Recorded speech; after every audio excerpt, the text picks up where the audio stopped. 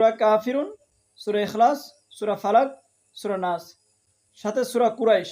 দীর্ঘক্ষণ সময় এই 5টি সূরা রুকায়া করতে থাকবেন ইনশাআল্লাহ। জিন পৃথিবীর যেই প্রান্তেই থাকুক না কেন, ওই জিনটা ওই রোগীর শরীরে হাজির হতে বাধ্য হবে ইনশাআল্লাহ। আসসালামু আলাইকুম ওয়া রাহমাতুল্লাহি ওয়া বারাকাতুহু।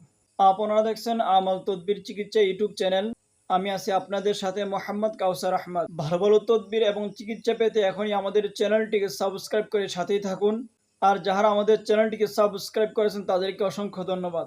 সম্মানিত দর্শক মণ্ডলী, প্রতিবারের নেই আজকে একটি গুরুত্বপূর্ণ ভিডিও নিয়ে আপনাদের মাঝে হাজির হয়েছি।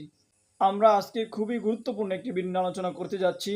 আপনারা কেউ ভিডিওটি স্কিপ করে দেখবেন না। ভিডিওটি স্কিপ করে দেখেন তাহলে আপনারা বুঝতে পারবেন না। তো আমরা বেশি কথা না বলে আমাদের মূল আলোচনায় চলে যাই। আমরা অনেক মুদাব্বির এবং রাকিরা আছেন যে কিছু কিছু রোগীদের ক্ষেত্রে এমন হয়, ওই রোগীগুলি রাকি অথবা মুদাব্বিরদের কাছে আসলে ওই জিনগুলি হাজির হতে চায় না।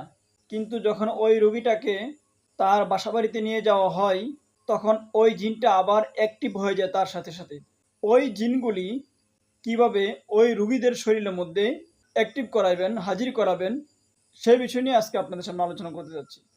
তো আপনারা ওই রোগীগুলির ক্ষেত্রে জিন তার শরীরে কীভাবে হাজির করাবেন সেই নিয়মটা আমি বলে দিচ্ছি। রোগীকে উজু করে নিয়ে, এবং যিনি রাকি মুতাব্বির থাকবেন উনিও উজু করে নেবেন।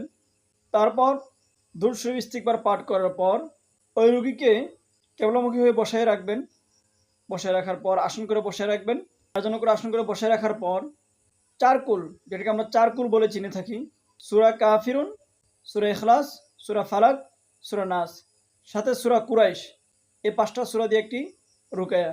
যখন নাকি এরকম একটা দীর্ঘক্ষণ সময় এই 5টি সূরা রুকায়া করতে থাকবেন ইনশাআল্লাহ, জিন পৃথিবীর যেই প্রান্তেই থাকুক না কেন, ওই জিনটা ওই রোগীর শরীরে হাজির হতে বাধ্য হবে ইনশাআল্লাহ। এরকমভাবে ইনশাআল্লাহ কিছুক্ষণ সময় রুকায়া করলে ওই জিনটা তার শরীরে হাজির হয়ে যাবে। তারপর আপনি তার চিকিৎসা আপনি করে নেবেন। এবং আমার চ্যানেলটিকে ভালোবেসে সাবস্ক্রাইব করে সাথেই থাকবেন, যেন গুরুত্বপূর্ণ কিছু ভিডিও আপনাদেরকে আমি দিতে পারি। এবং এই ভিডিওটি বেশি বেশি করে আপনারা সকলের মাঝে শেয়ার করে দিবেন। এই ভিডিওটি দেখে যেন সকলে শিখতে পারে এবং আমার জন্য দোয়া করবেন। আপনাদেরকে আমি ভালো ভালো ভিডিও দিতে পারি এবং সঠিক কাজগুলি যেন আমি আমার ইউটিউব চ্যানেলে দিতে পারি, এবং আপনারা যেন ওই ভিডিওগুলি দেখে যেন উপকৃত হতে পারেন। ভালো থাকবেন, সুস্থ থাকবেন। দেখা হবে পরবর্তী ভিডিওর মধ্যে। আসসালামু আলাইকুম ওয়া রাহমাতুল্লাহি ওয়া বারাকাতুহু।